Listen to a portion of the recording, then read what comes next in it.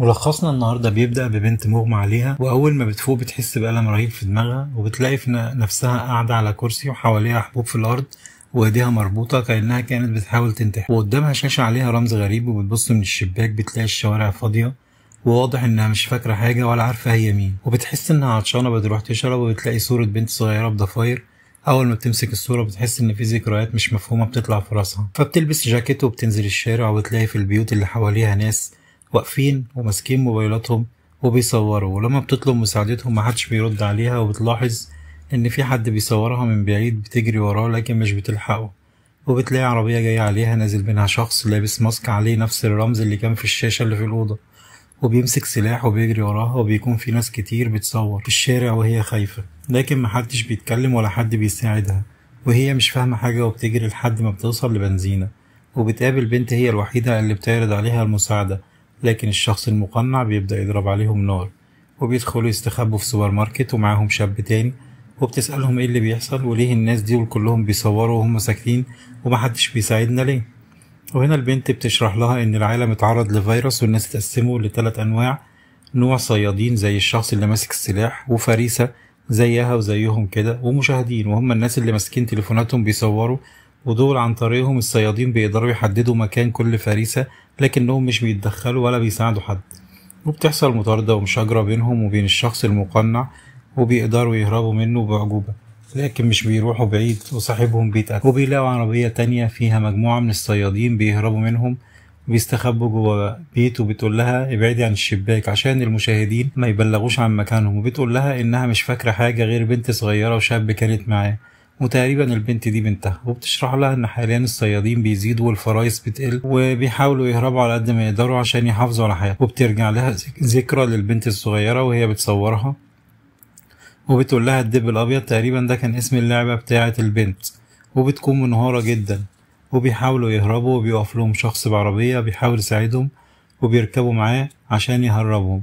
والوحوش بتجري وراه، لكن هي بتكون حاسة انها شافت الشخص ده قبل كده، وبتسأله وبيقول لها انه اول مرة يشوفها، وهي بتقول له انها قابلته في مكان فيه اشجار، وهو بيقول لها لا ده ما حصلش، وبيشوف صورة البنت الصغيرة معاها وبيسألها هي دي بنتك، بتقول له مش فاكرة غير ذكريات بسيطة، وبعدين فجأة بيطلع بندقية وبيهاجمهم بيها، وهنا بنعرف انه صياد لكن كان بيحاول يضحك عليهم، وبيقول لهم اللي هتتحرك هقتلها،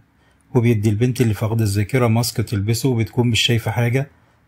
وبيمشيهم لحد مكان فيه شجر وفيه جثث مربوطة على الشجر، وبيخلوها تفضل تتفرج على المناظر دي، وطبعا بيكون في متفرجين في المكان بيصوروا، والقاتل بيجوله تليفون وبيرد عليه، وساعتها البنت بتنتهز الفرصة وتهرب، وبتفضل معاه البنت اللي فاقدة الذاكرة بس، بيربطها في شجرة وبيجهز شنيور عشان يعذبها بيه، وبتفضل تصرخ، لكن في الوقت ده البنت التانية بترجع وبتاخد بندقيته وتضرب عليه، وهي بتشكرها لانها رجعت عشان تنقذها، وبتفكها وتاخدها ويمشوا ويهربوا بعربية القاتل، ولما الدنيا بتليل بتسأل البنت اللي معاها احنا هنروح فين، وساعتها البنت بتوريها خريطة وبتقول لها اننا هنروح مكان امان، لكن البنت اللي فاقدة الذاكرة بتجيلها ذكريات بتخوفها وبتخليها تقول لها لا يلا نرجع، وبيقفوا بالعربية عند مكان مقفول ببوابة حديد، والبنت بتحاول تفتحها، وفي ذكريات كتير بتيجي في راس البنت اللي فاقدة الذاكرة بتخليها تخاف، وبتشوف البنت الصغيرة كل شوية، وبيدخلوا من البوابة بيلاقوا مبنى، بيدخلوه بيلاقوا فيه شاشات غريبة وعليها الرمز نفسه اللي بتشوفه من أول المسلسل، وهي بتحس إنها تتجنن، والبنت اللي معاها بتحاول تولع في المكان، وبيطلع لها الوحوش، وهي بتاخد البندقية من القاتل وبتضرب عليه، لكن البندقية بتطلع لعبة، وفي الوقت ده في جدار بيتفتح، وبنشوف ناس كتير قاعدة بتتفرج وبتسقف كأنها في مسرح، وبتستغرب جدا وبتخاف،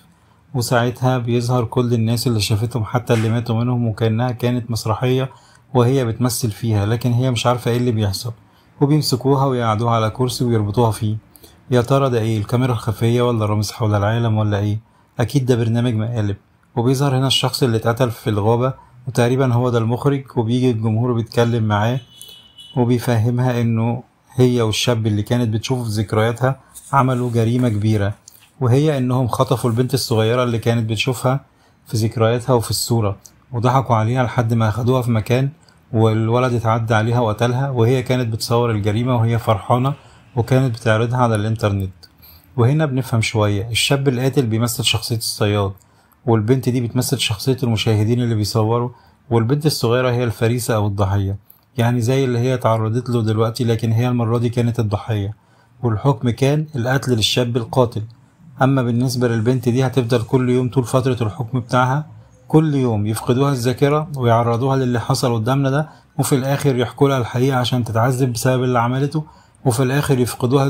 الذاكرة تاني ويعملوا معاها نفس القصة في اليوم اللي بعده. وده جزء من العقوبة بتاعتها. وكل الموجودين دول ممثلين في المكان ده تابعين للمحكمة اللي بتحكم على كل مجرم عقوبة تتناسب مع الجريمة بتاعته. وهنا بيخلص ملخص حلقتنا النهاردة، ولو عجبك الملخص ياريت ما تنساش اللايك والشير والاشتراك في القناة وفعل زر الجرس عشان يوصلك كل جديد.